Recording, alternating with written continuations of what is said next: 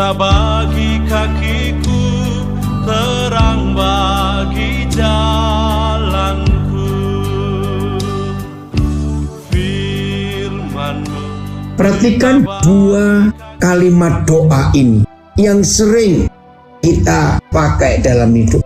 Ya, kalimat doa ini. Yang pertama, tolong Tuhan, tolong. Misalnya ketika kita bertemu orang sakit, bertemu orang susah, bertemu orang lapar, Tuhan tolong sembuhkan, Tuhan tolong berkati supaya orang itu ada makanan.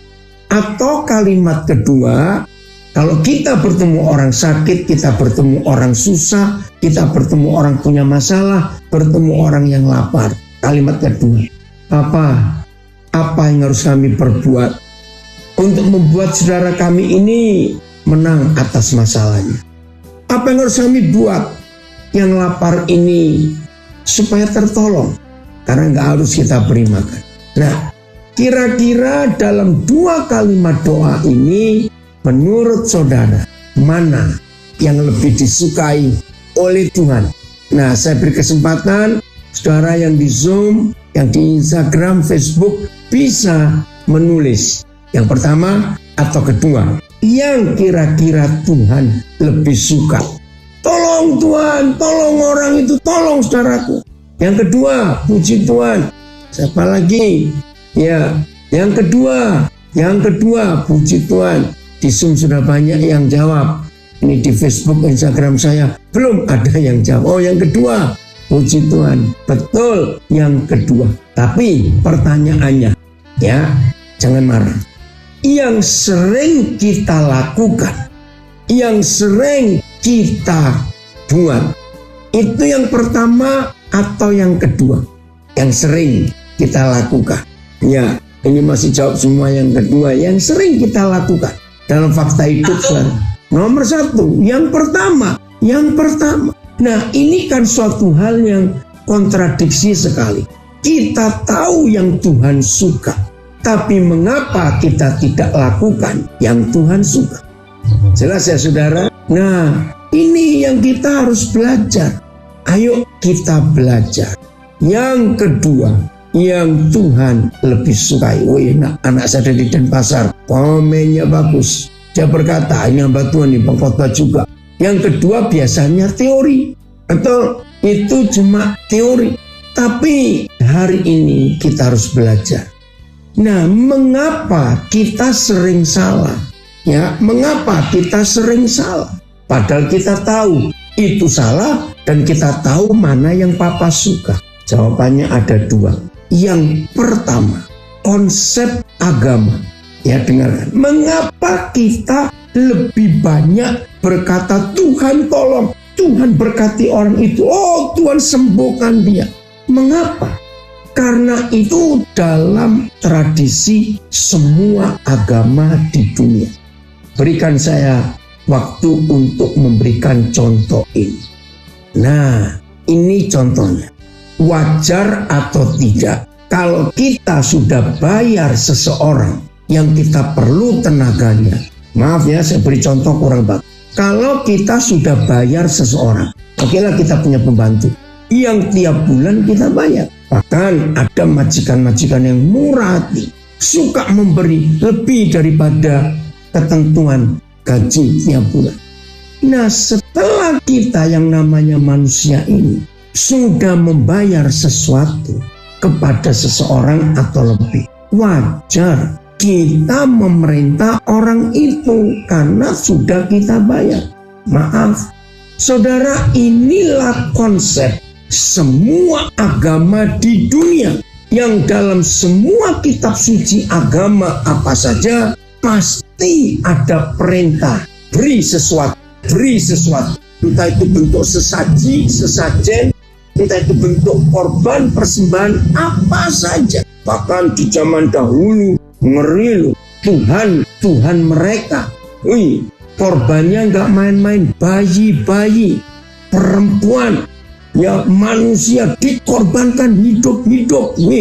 Kalau kita melihat tuh, nah ketika semua agama mengajarkan bahwa Tuhan yang mereka sembah harus memberi sesuatu, ternyata wajar wajar konsep itu muncul. Dia berhak, Tuhan menolong aku karena aku sudah bayar dia. Maaf, ini konsep yang pertama. Penyebab yang kedua, kenapa kita terbiasa? Jadi yang pertama karena kita terpengaruh agama-agama lain. Yang kedua karena belum kenal siapa Tuhan, siapa Papa kita, siapa firman. Maka itu kita salah. Mari kita buka dulu Roma 11 ayat 35. Roma 11 ayat 35. Maaf, jadi kalau ada di antara kita yang masih punya konsep pertama bahwa aku sudah memberi persembahan kepada Tuhan, maka Tuhan berhak dan wajib menolong aku. Buang konsep itu. Ini sadis, jahat, mengerikan. Apalagi kalau orang kaya sudah banyak memberi, maka tuntutannya lebih banyak lagi. Nah, lihat ini terjemahan baru. Atau siapakah yang pernah memberikan sesuatu kepadanya? Ini perintah, ini pertanyaan. Siapa yang pernah memberi sesuatu kepadanya sehingga Tuhan harus menggantikannya? Ayat. Atau siapakah yang pernah memberi hadiah kepada Tuhan sehingga ia harus membalasnya kembali? TL. Atau siapakah yang terlebih dahulu sudah memberi dia apa-apa supaya dibalasnya pula? PIS. Siapakah pernah memberi sesuatu kepada Yahweh sehingga bisa menuntut balasannya? Wih, menuntut tuh. Terjemahan bahasa Indonesia sehari-hari. TSI. Siapa yang pernah meminjamkan sesuatu kepada Tuhan sehingga dia wajib membayarkan sesuatu kepadanya? Jadi mulai hari ini yang pertama kali baru tahu ada ayat seperti ini, yaitu Roma 11:35. Stop kita menuntut dia seperti kita tuntut seorang pembantu yang kita sudah bayar untuk kerjakan ini, untuk kerjakan itu. Ampuni kami Tuhan. Saudara, ini yang salah di benak kita. Jangan mentang-mentang kita sudah memberi banyak kepada Tuhan lalu kita bisa perintah dia seenaknya. Tolong Tuhan, please do something Lord. Dia nggak suka. Kita harus hormati dia. Nah, istilahnya begini loh. Mana lebih mudah kita memberi hadiah kepada orang biasa, orang miskin, atau orang kaya? Mana kita lebih mudah memberi sesuatu hadiah atau sesuatu lah? Ayo, jawabannya mana lebih mudah? Kita memberi sesuatu hadiah kepada orang kaya atau orang miskin? Mana lebih mudah? Mungkin gak jelas. Tolong ya. Mana lebih mudah memberi hadiah kepada orang kaya atau orang miskin? Nah, ini baru betul jawabannya. Kepada orang miskin kita lebih mudah memberi karena memang mereka pas-pasan, dikasih apa saja terima.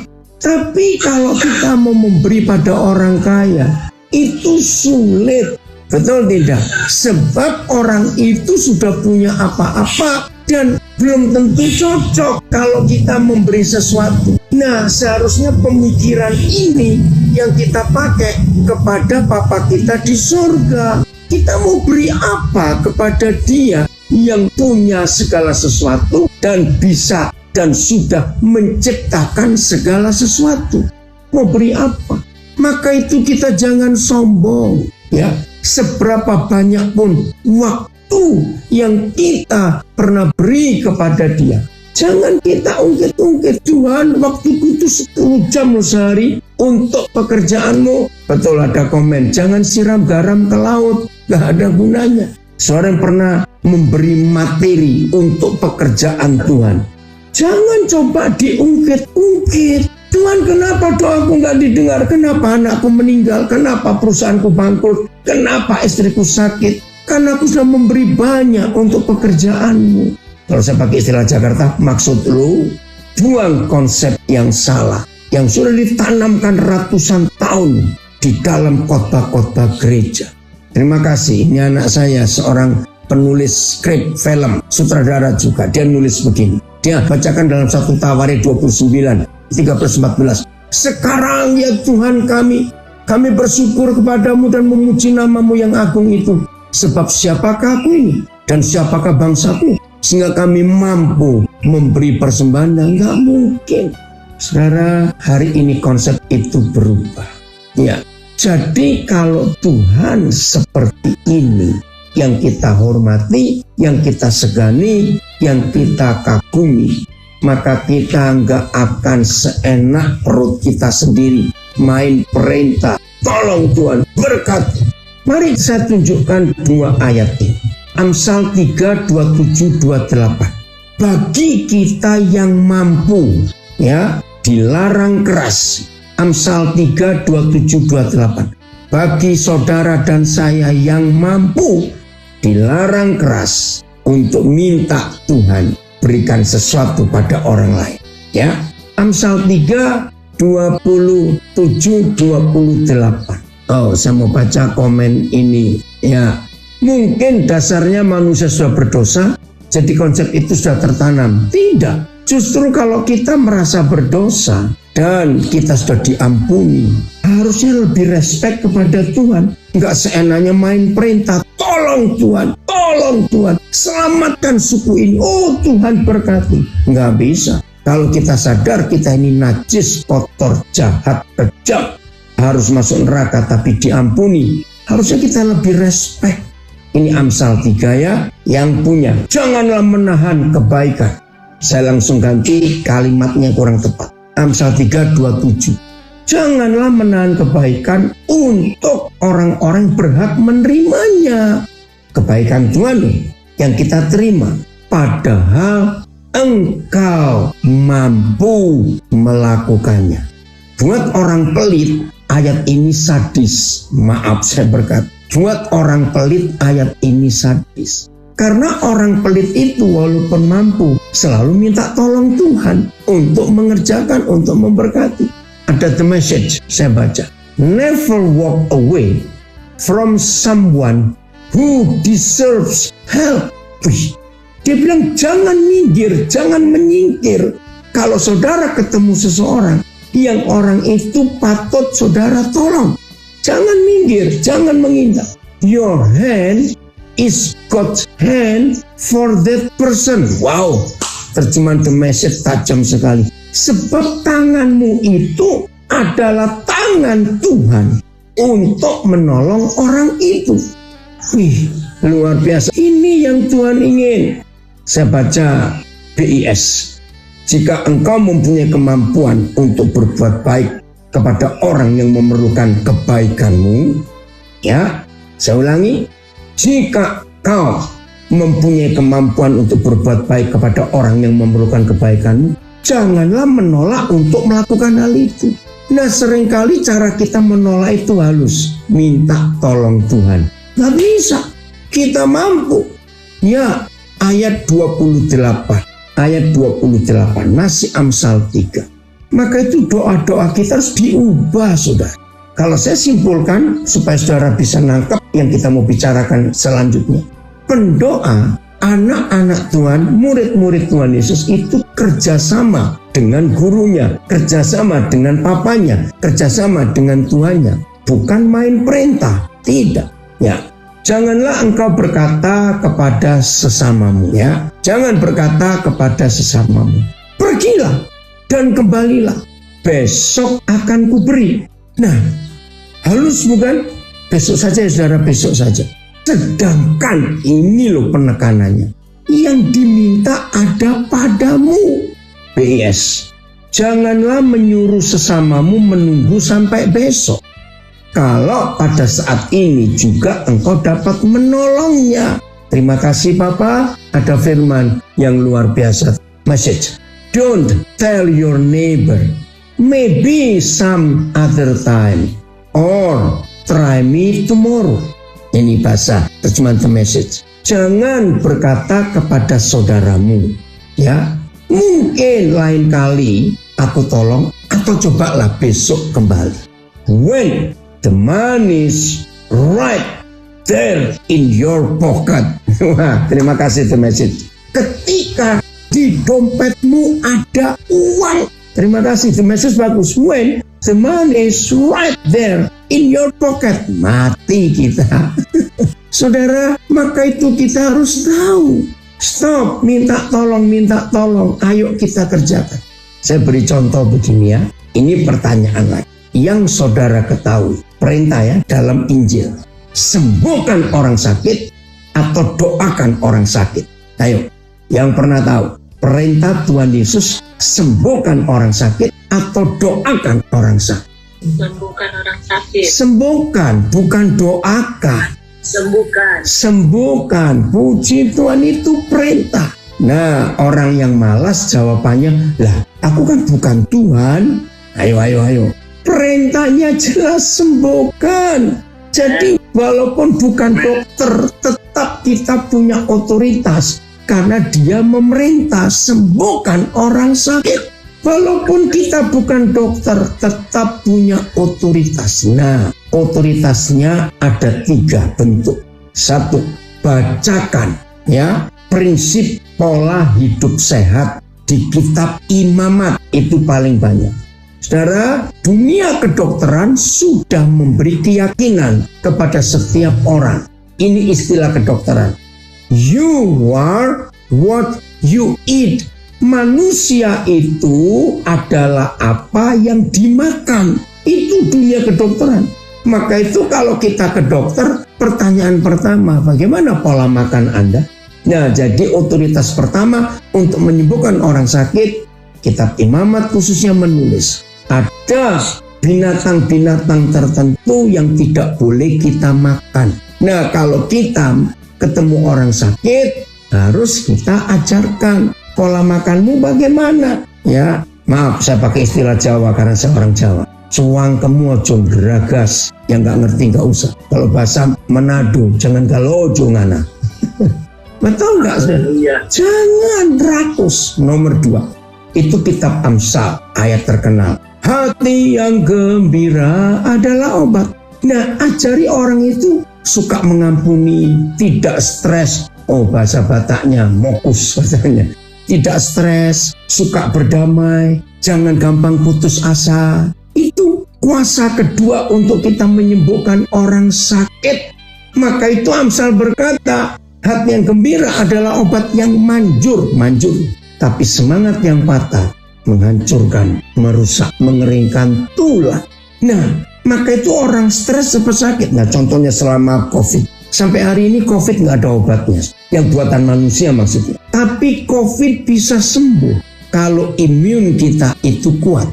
Nah, imun kita ini kuat karena kita tidak stres. Maka itu dunia kedokteran memberitahu 70% orang yang meninggal karena COVID itu penyebabnya karena komorbid yang menyertai penyakit bawaan.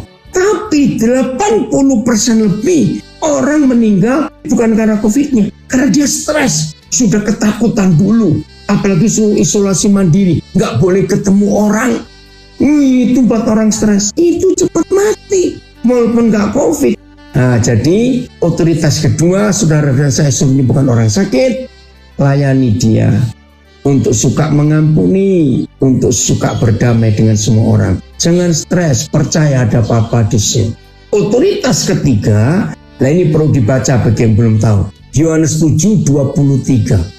Istirahat yang cukup, pasti kita sembuh. Nah ya, Yohanes 7:23. Nah, kalau 3 hal ini sudah kita sampaikan, yang keempat, bawa ke dokter kalau orang itu miskin. Jangan tanya punya BPJS atau tidak, jangan. Langsung kita bawa ke dokter. Ini dia yang ketiga. Jika seorang menerima sunat pada hari Sabat, supaya jangan melanggar hukum Musa, mengapa kamu marah kepadaku?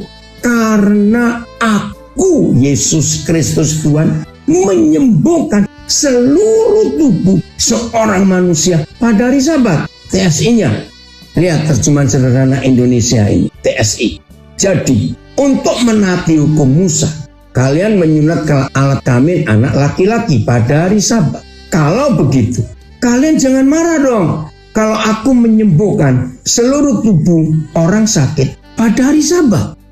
Nah, itu Sabat, rest. Nah, Sabat itu bukan fisiknya. Oh, aku punya waktu 10 jam untuk tidur. Bukan. Tapi pikirannya itu Sabat. Percuma 10 jam di tempat tidur tapi nggak tidur. Mikir terus, malah capek. tapi cuma 3 jam waktunya. Tapi tidurnya deep sleep, nyenyak sekali. Wih, 3 jam itu saudara, sekian triliun sel-sel tubuh kita yang kita pakai setiap hari itu diperbarui, direstorasi. Sel-sel darah merah, darah putih diciptakan kembali. Wah, seluruh tubuh kita yang aus diperbarui waktu istirahat walaupun cuma 3 jam. Tapi nyenyak, itu yang membuat kita seluruh tubuh manusia sembuh. Perhatikan itu. Jadi, saudara dan saya punya otoritas untuk menyembuhkan orang sakit.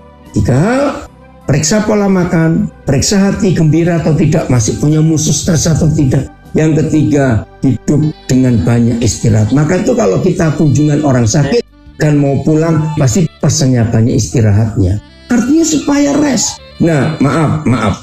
Yang masih percaya Sabat itu Sabtu, tidak apa-apa, lakukan. Tapi saya beritahu, kalau Sabat itu cuma hari Sabtu, dan disitulah Tuhan Yesus menyembuhkan seluruh tubuh manusia. Maaf. Nah, kalau orang ini sakitnya hari Minggu, lalu menunggu Sabtu, bisa-bisa Kamis atau Jumat dia sudah mati duluan. Jadi Sabat itu tiap saat. Ya, kalau saudara baca Kejadian 2 dan Keluaran 20, Sabat itu selalu dimulai setelah Papa selesai bekerja. Ya, lihat Kejadian 2 dan Keluaran 20. Nah, kapan kita masuk Sabat?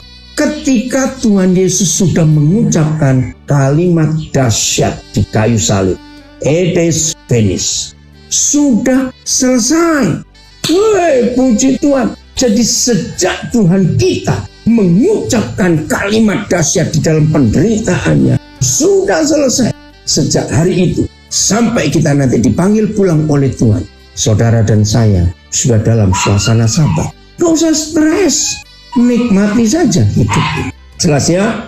Yang berikut, ya jangan lupa bawa ke dokter kalau orang itu nggak punya uang. Oke, kita lanjutkan. Kenapa kita suka menyuruh-nyuruh Tuhan? Karena kita belum mengenal siapa Dia. Saya ulangi, Papa di surga lebih suka mencari kita sebagai sahabat doanya, teman pendoanya, teman sekerjanya, bukan main perintah. Bukan. Saya beri contoh kecil, wajar, tapi nggak berkenan di hadapan Tuhan. Kalau kita mau bepergian lalu rumah kosong, nggak ada orang jaga, pasti doa kita, Tuhan tolong lindungi, jagai rumah ini, ya, supaya nggak ada kebakaran, supaya nggak ada pencurian. Sebetulnya wajar, tapi bukan begitu, itu kerjasama tadi. Nah, supaya kita kalau pergi kemana-mana tidak perlu khawatir akan rumah kita, lakukan 2 hal. 1, matikan semua pusat listrik kecuali lampu depan yang tetap nyala supaya kalau malam tetap terang, atau lampu belakang terserah. Nomor 2, biarlah di rumah saudara nggak ada barang-barang mahal dan berharga. Buat semua dari plastik saja. Kalau punya TV juga TV yang biasa, asal bisa ditonton. Jangan marah saya bilang ini. Nah, jadi kalau kita pergi meninggalkan rumah kosong, kita nggak was-was. Maafnya, ini cuma himbauan. Saudara nggak lakukan juga tidak apa-apa. Daripada kita perintah Tuhan, Tuhan lindungi, jaga Tuhan kirim malaikatmu. Ya toh, jadi orang yang mau pergi khawatir kan terlalu banyak barang berharga di rumahnya. Ya, oke, kita lanjutkan. Maka itu kalau saudara dan saya, ya, kalau kita mau hidup di dalam penyertaan Tuhan, wah, hidup ini sungguh luar biasa indah. Oke, kita baca Keluaran 33. Musa itu punya hidup yang luar biasa. Ayat 12 dulu. Keluaran 33 ayat 12. Aduh, ini luar biasa. Saya senang belajar tentang hidup Musa dengan Papa di surga. Lalu berkatalah Musa kepada Yahweh, memang engkau berfirman kepadaku, memang suruhlah bangsa ini berangkat. Tetapi engkau tidak memberitahukan kepadaku siapa yang akan kau utus bersama-sama dengan aku. Nggak tahu. Nah, saudara, lihat sikap Musa. Saya suka sekali mengenal hidup Musa. Namun demikian, engkau berfirman, wih, Musa, aku mengenal namamu. Wih, dan juga engkau mendapat kasih karunia di hadapanku. Saya menangis pertama kali membaca ayat itu. Saudara, sering kali kita berkata begini, oh aku mengenal Tuhan. Ya, sama seperti kita, bangsa Indonesia. Oh, kenal Jokowi, ya tahu dong, itu presidenku kok. Tapi masalahnya, Jokowi pasti kenal kita tidak? Ya belum tentu. Nah, maka itu pertanyaan penting dalam hidup saudara dan hidup saya adalah, kapan Papa di surga pernah bicara kepada kita, aku Yahwehmu mengenal engkau? Ini beda. Saudara, doa yang luar biasa. Kalau hubungan Tuhan dengan kita, perhatikan kalimat ini. Saya tidak berkata hubungan kita dengan Tuhan. Maaf, beda.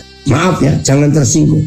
Kita sering mengatakan kepada teman-teman kita, saudara kita, wih saudara, Roh Kudus itu hebat, menolong aku dimampukan. Doa itu bisa 7 jam kalau pagi. Nah pertanyaan saya heran, dia mulai doa jam berapa, selesai jam berapa, lalu tidur jam berapa, kerja jam berapa? Kalau pagi aja 7 jam, maaf, itu orang sombong rohani. Saudara, saya itu setiap pagi, setiap hari wajib baca Alkitab 20 pasal. Maaf, kalau baca Alkitab hanya untuk kejar setoran, oh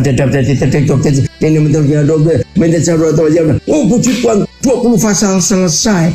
Nggak ada perintah suruh baca Alkitab. Perintahnya renungkan, bukan baca. Beda. Merenung itu tidak ditentukan jumlah pasal dan jumlah ayat. Merenung itu menikmati. Firman itu makanan. Seperti saudara makan nyam-nyam, nikmati. Jadi bukan jumlah pasalnya. Maaf, itu kejar setoran. Terus nuntut, Tuhan bukankah aku sudah baca 20 pasal tiap hari? Tapi kenapa doaku nggak dijawab? Orang Surabaya bilang dasmu kono. Maaf, saya berkata. Orang Jakarta bilang maksud lu. Maaf ya saudara, seringkali kita salah dalam hidup nikmat. Nah, jangan tunjukkan, saudara, saya ini dalam sebulan pasti 7 hari saya itu puasa. Maaf. Keluaran 33 ayat 12 ini luar biasa. BIS saya baca dulu ya. Pada suatu hari, Musa berkata kepada Yahweh, Yahweh, engkau memerintahkan saya membimbing bangsa ini ke negeri yang kau janjikan. Tetapi engkau tidak mengatakan siapa yang akan kau utus menolong saya. Jadi Musa cari partner, cari tim. Yahweh, engkau berkata bahwa engkau mengenal saya dan berkenan kepada saya. Waduh, maka itu saya ulangi lagi. Coba ingat-ingat, kapan sih terakhir kali saudara mendapat pernyataan, entah dalam mimpi, dalam doa, dalam saat teduh, dalam diam merenung, Papa berkata kepada saudara, aku mengenal engkau dan engkau berkenan kepadaku. Ini segala-galanya. TSI. Musa berkata kepada Yahweh, engkau menyuruh aku, bawalah umat ini ke negeri yang aku janjikan kepada mereka. Tetapi engkau belum memberitahukan kepadaku siapa yang akan kau utus bersama denganku. Namun katamu, ini lebih dari penyertaan seseorang. Namun katamu, aku mengenalmu Musa dan aku berkenan kepadamu. Bukan kita berkenan kepada dia, bukan kita yang mengenal dia. Aduh, wah ini ada komen saya baca. Terima kasih Pastor Daniel Alexander untuk membongkar mereka yang sombong rohani. Pret, saya cuma bacakan ya. Maaf, ini kalimat bagus ya. Saya baca di Instagram saya. Terima kasih Pastor Daniel Alexander untuk membongkar mereka yang sombong rohani. Pret. Aduh, puji Tuhan. Ya, ada yang komen lagi. Kalau kita tidak bisa menunaikan baca 20 pasal sehari, jadi merasa bersalah, hati menjadi didakwa. Setelah itu mengetahui ajaran Tuhan ini, jadi dibebaskan. Haleluya, betul. Jangan ada intimidasi rohani. Jangan. Kita bisa dimerdekakan oleh kebenaran itu. Jadi saudara, yang kita kejar hari-hari ini sebagai pendoa, sebagai murid Yesus, sebagai anak-anak Bapa di surga, sudahkah Papa mengenal saudara dan saya secara pribadi? Bukan masalah kita kenal dia, itu urusan nanti. izinkan dia kenali kita dulu. Dan izinkan dia berkenan kepada kita. Bukan kita berkenan kepada dia. Itu beda. Bapa, mampukan kami untuk bisa melakukan ini. Masih Keluaran 33 ayat 17. Wih, ini luar biasa. Di antara semua ayat dalam Alkitab tentang doa, saya paling kagum ayat 17 Keluaran 33 ini. Ya, bagi yang belum tahu, supaya hari ini saudara tahu betapa hebat. Berkatalah Yahweh kepada Musa. Lagi sekali, Tuhan yang ngomong. Berfirmanlah Yahweh kepada Musa. Juga hal yang telah kau katakan ini Musa, akan kulakukan. Pelan-pelan dulu. Ayatnya, Yahweh menjawab Musa, aku juga akan melakukan yang telah kamu minta. TL. Maka firman Yahweh kepada Musa, lagi perkara ini yang kau katakan itu hendak ku perbuat yang kau katakan. PIS. Kata Yahweh kepada Musa, permintaanmu akan kukabulkan. TSI. Kemudian Yahweh menjawab Musa, aku akan melakukan apa? Aku akan melakukan apa yang kamu minta. Jadi saudara setuju kalau saya katakan sebelum baca ayat ini, inilah satu-satunya ayat doa yang dahsyat di Alkitab. Terima kasih. Saya percaya semua kita pasti ingin mengalami yang Musa ingin. Jelas. Jadi nggak ngomong panjang-panjang. Tuhan mendengar Musa bicara apa, itu yang dilakukan. Keren sekali. Nah, ternyata syaratnya ada di ayat yang sama. Cuma 2 hal syaratnya, saudara. Cuma 2 hal syaratnya. Kalau sesuatu yang dahsyat, cuma 2 syaratnya. Berarti mudah, bukan? Mudah, bukan 10 kok. 5 aja enggak, cuma 2. Ayo kita kejar syarat ini. Apa itu? Lihat ayat yang sama. Mengapa Yahweh Tuhan bisa melakukan semua yang Musa katakan? Nah, sebelum saya jelaskan, saya beri pertanyaan dulu. Jadi setelah saudara yang baru pertama kali tahu ayat ini sekarang, saya pertanyakan, berarti antara Papa dengan Musa dan Musa dengan Papa, siapa yang nuruti siapa? Jawab dulu, ya, jawab dulu. Siapa yang nuruti siapa antara Papa dengan Musa dan Musa dengan Papa? Ayo, mana chattingnya? Saya tunggu. Siapa yang nuruti siapa? Mana? Ayo. Iya, Tuhan yang nurutin Musa. Saudara, ini yang saya kaget. Hah? Apa nggak salah? Ayo mikir ya. Buat saya ini bahaya. Berarti begini loh bahayanya. Ini logika manusia. Berarti Tuhan sudah menganggap selama Musa hidup nggak pernah salah ngomong. Waduh. Padahal menurut Yakobus 3, satu-satunya ayat yang memberitahu kita kapan kita ini dinyatakan sempurna. Yakobus 3 menulis, kalau kita nggak pernah salah bicara, wih, manusia itu paling susah loh, apalagi mulut ember itu, ampun. Orang Jawa bilang asal jeplak cangkemmu, maaf. Saudara, jaga mulut. Ini janji yang nggak main-main. Wih, saudara, luar biasa. Musa ayat 17, apa yang kau katakan, apa saja. Berarti di hadapan Tuhan Musa nggak pernah salah ngomong. Tuhan, kami mau juga seperti itu. Kenapa? Lihat, saudara perhatikan kata karena. Udah ketemu dalam kitab saudara? Berkatalah Yahweh kepada Musa, juga hal yang telah kau katakan ini akan kulakukan. Karena. Nah, kata karena ini penting, saudara. Ya. Makanya di Matius 7 waktu Tuhan Yesus dengar mereka yang promo CV-nya ke dia, Yesus menjawab, aku tidak kenal kamu. Betul. Promo CV, masih ingat tuh? Bukankah aku sudah berbuat demi namamu? Bukankah aku sudah mengusir setan demi namamu? Itu promo CV, kurikulum fitnya. Makasih nak, ini anak saya Mbak Tuhan di Makassar bilang begitu. Luar biasa. Jangan tunjukkan aktivitas kita, jangan tunjukkan pamerkan pelayanan kita, jangan. Karena, nah kita cari karena. Cuma 2 syaratnya. Untuk saudara dan saya bisa diakui oleh Papa seperti Musa. 1, karena engkau telah mendapat kasih karunia di hadapanku. Ini luar biasa. Terima kasih. 2, dan aku mengenal engkau. Saya baca lengkap semuanya terjemahan lain. Sebab ayat kamu mendapatkan kemurahan hati di mataku. dan aku telah mengenalmu dengan namamu. Wih, keren. Sebab engkau telah beroleh rahmat pada pemandanganku, dan aku mengenal engkau dengan namamu.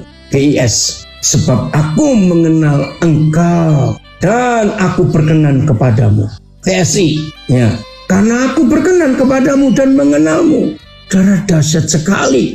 Oke. Ini New Living Translation, NLT. And the Lord replied to Moses, I will indeed. Nah, kata indeed ini menegaskan, I will indeed do what you have asked for. Nah, kata for ini penyebabnya. You have found favor with me and you are my friend. Wow, terima kasih Bapak. Nah, jadi mulai hari ini saudara, ayo kita berlomba-lomba, bukan pamer doa berapa jam, baca Alkitab berapa pasal, hafal ayat Alkitab berapa ribu, bukan pelayanan hebat, doa puasa hebat, tidak. Hari ini kita berlomba-lomba, find favor in His sight, menemukan Dia berkenan di hidup kita. Dan kita berlomba-lomba, saya hanya punya kalimat ini, jadikan hati saudara dan hati saya sedemikian, sampai pada suatu titik Papa akan datang kepada kita dan Dia berkata seperti Dia berkata kepada Musa, cukup Musa, aku kenal kamu. Ini yang Tuhan ingin kita bisa berlomba-lomba, bukan pamer rohani, sok rohani, tidak. Agamawi memang begitu suka pamer, tapi kita tidak. Apa itu? Bagian terakhir ya. Apa itu? Menemukan kasih karunia. Waduh, terima kasih Pak. Kita kembali ke ayat 16. Masih Keluaran 33. Karena jawabannya ada di ayat 16 nih. Lagi sekali, kan ayat 17 berkata, karena engkau telah mendapat kasih karunia di hadapan. Nah, apa itu kasih karunia? Ayat 16. Dari manakah gerangan akan diketahui bahwa aku, Musa ngomong kepada Papa, dari manakah gerangan akan diketahui? Musa ngomong kepada Papa bahwa aku telah mendapat kasih karunia di hadapanmu. Hebat ya. Nah, jadi saudara yang hari ini ingin tahu bagaimana caranya supaya kita dapat kasih karunia, find favor in His sight, menemukan kita itu berkenan di hadapan Dia. Jadi Tuhan yang berkata, Dia berkenan kepada kita, bukan cuma kita berkenan kepada Dia, yakni aku dengan umatmu ini. Nah, ini yang pertama kali kita lakukan untuk menemukan kasih karunia, untuk mendapatkan favor, mendapatkan perkenanan Tuhan. Ternyata saudara dan saya tidak boleh egois untuk mendapat perkenanan Papa. Kita harus ada yang lain di sekitar kita, yakni aku dengan umatmu ini. Wih, luar biasa. Ketika pertama kali Roh Kudus membukakan pewahyuan ini, dengar, maka itu Yahweh Tuhan muak dan nek dengan orang egois. Catat kalimat ini, Tuhan muak, mau muntah kalau bertemu orang egois. Jangan saudara pamer, aku doa pribadi sekian jam sehari, aku pribadi doa puasa sekian hari seminggu. Stop kata aku dan aku. Mulai hari ini, supaya saudara mendapat perkenanan Tuhan, jangan datang sendiri kepada Papa. Ajak siapa saja yang Tuhan serahkan kepada saudara untuk saudara ajak di hadapan, yakni aku dengan umatmu ini. Ada TSI-nya. Bagaimana bangsa-bangsa lain bisa tahu bahwa engkau berkenan kepada kami jika engkau tidak menyertai kami? Justru ya kata kami ya, bukan aku. Ini menunjukkan Musa enggak egois. Justru yang membedakan kami dari semua bangsa lain di bumi adalah bahwa engkau menyertai kami. Kami kembali ke terjemahan baru. Maka itu mulai hari ini saudara dan saya enggak boleh datang sendiri kepada Papa. Harus ada orang yang akan Tuhan selamatkan lewat hidup kita. Saya ulangi, yakni aku dan umatmu ini. Siapa yang selalu kita bawa sebagai korban persembahan jiwa-jiwa yang diberkati oleh hidup kita. Tadi itu Amsal 3, 27, 28. Siapa yang kita bawa bersama-sama di hadapan Tuhan, yakni aku dengan umatmu ini. Bukankah karena engkau berjalan bersama-sama dengan kami, sehingga kami, siapa kami? Aku dengan umatmu ini. Diulang oleh Musa. Saya menemukan pengertian beda lagi. Bukankah karena engkau berjalan bersama-sama dengan kami. Ternyata beda, saudara, dengan kita berjalan bersama-sama dengan Tuhan. Sama kalimat tadi, beda aku kenal Tuhan, aku kenal Tuhan, dengan Tuhan yang mengenal kita. Perhatikan, beda. Semuanya harus dimulai dari Tuhan, bukan dari kita. Dia yang berkata, aku mengenal kamu.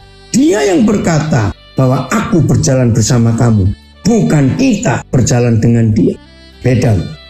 Temukan bedanya. Kalau kita berjalan bersama dengan Tuhan, kita yang ngomong. Jawabannya, Tuhan belum tentu mau jalan dengan kita. Ya betul tidak?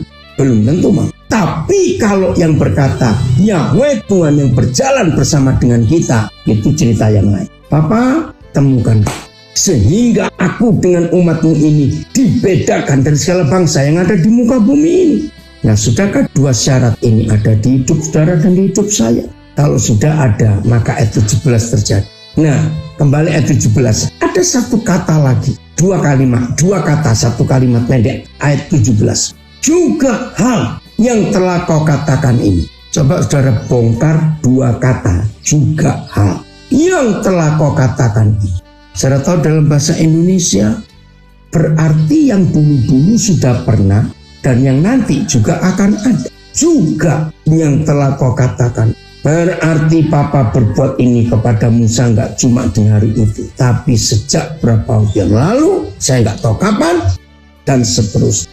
Wow, para pendoa, betapa hebatnya kalau hidup Musa itu terjadi di hidup kita. Kita nggak perlu doa panjang-panjang, kita nggak perlu doa bentak-bentak, teriak-teriak, nggak perlu. Betul, Senta anak saya dari Manado, wow, baru mengerti. Mendapat perkenanan di hadapan Yahweh itu tidak egois, betul. Itu sebabnya Senta, Papa suka mencari anak-anak yang dilukai oleh ayahnya. Dan Papa sekolahkan, Papa tolong. Karena Papa nggak mau sendiri datang kepada Tuhan. Selalu ada yang Papa harus bawa di hadapannya. Itu hidup yang luar biasa. Maka itu mengapa orang kaya tuntutannya lebih banyak daripada orang miskin. Karena orang kaya punya banyak fasilitas. Dan seringkali fasilitas orang kaya dihambur-hamburkan untuk yang gak penting. Maka itu kenapa Tuhan Yesus berkata orang kaya susah masuk surga. Karena fasilitas yang gak dipakai dengan baik. Maafkan saya. Saudara, inilah Tuhan kita yang luar biasa dalam hidup. Siap ya untuk kita berubah mulai hari ini. Stop doa perintah-perintah Tuhan. Tolong Tuhan buat kita. Maka yang suka doa makan salah, ketika di hadapan makanan begitu banyak doa kita. Tuhan, ingat janda-janda anak yatim. Ingat hamba-hamba Tuhan menghadapi piring kosong. Kirimkan berkat. Kedengarannya rohani doa seperti ini. Tapi nek di hadapan Tuhan muak. Kenapa? Kalau saudara lagi makan, hanya ingat orang miskin, orang lapar, itu jadis. Hanya waktu mau makan aja ingat mereka. Tapi kita nggak berbagi. Lalu, kalau saudara berdoa ketika makan, Tuhan berkati orang lapar, berkati orang miskin, berkati hamba Tuhan menghadapi piring kosong. Itu di benak orang yang doa seperti itu. Di surga ada Gojek, ada GoFood, ada GoShare. Supaya Tuhan kirim makanan ke mereka, itu kan ngawur. Loh betul nggak? Berkati mereka. Loh padahal kita itu punya banyak makanan. Doa yang benar adalah begitu. Tuhan, terima kasih untuk berkat yang melimpah untuk kami. Ketemukan kami dengan orang lapar. Kami akan kenyangkan mereka seperti Tuhan kenyangkan kami. Nah itu baru doa yang benar. Kerjasama. Wah, dunia jadi indah. Ya, kalau 2 minggu yang lalu saya dapat kiriman foto. Dan itu saya viralkan di sosial media saya. Nggak tahu ya, anak saya dari Madiun, dia kirim saya foto itu. Seorang gadis entah dari Pakistan atau Afghanistan, pokoknya dari daerah situ. Rambutnya acak-acakan, mukanya kotor, dan ada air mata meleleh. Lalu ditulis, kalau melihat orang seperti itu, jangan bertanya agamamu apa, Hindu, Muslim, Kristen, stop. Tapi tanyakan, kamu sudah makan atau belum? Waduh, waktu dapat gambar itu saya tertemplak dan saya viralkan kepada banyak orang di sosial media saya. Ternyata viral juga ke tempat-tempat yang lain. Jadi mulai hari ini kalau bertemu orang susah, jangan tanya agama, langsung tanya, sudah makan belum? Itu kita akan dapat perkenanan di hadapannya. Saya beri dengan ilustrasi, saya nggak tahu siapa yang buat, tapi itu sudah viral sejak tahun lalu kalau ini. Jelas ini orang Kristen. Pas jam makan mereka, ternyata ada tunawisma lewat di depannya. Lalu dengan belas kasihan tunawisma ini dipanggil, maka diajak lewat belakang samping rumah dan suruh duduk di dapur dan di lantai-lantai dapur. Lalu orang Kristen ini memberikan makanan dalam piring. Nah, karena dia Kristen, dia ngajak berdoa. Tirukannya doa saya, baik, ya terima kasih dong. Nah, Bapa kami yang dalam surga. Lalu orang ini mengucapkan Bapamu yang di dalam surga. Nah, orang kesini bingung, kok Bapamu? Dia ulangi lagi, Bapa kami yang dalam surga. Dia jawab, Bapamu yang di dalam surga. 3 kali dia keraskan suara, Bapa kami yang dalam surga. Tunawisma tetap ngomong Bapamu yang di dalam surga. Akhirnya dia nggak jadi doa, dia melek. Loh, kenapa kamu bilang? Karena aku minta Bapa kami dalam surga. Kenapa kamu bilang Bapamu? Jawabannya menonjok sekali. Kalau Bapa kami berarti Papamu dan Papaku itu satu, dan kita ini bersaudara. Kalau kita bersaudara, maka nggak mungkin anak istrimu makan di meja makan di dalam rumah, aku makan di dapur di lantai. Kisah itu ditutup. Itu templakan yang luar biasa. Maka itu yang rajin doa, Bapa kami, Bapa kami, Bapa kami. Bagaimana dengan orang-orang di sekitar kita? Tuhan Yesus memberkati kita semua dan jadilah orang-orang yang dipakai oleh Tuhan. Amin. Firman-Mu pelita bagi kakiku, terang bagi jalanku.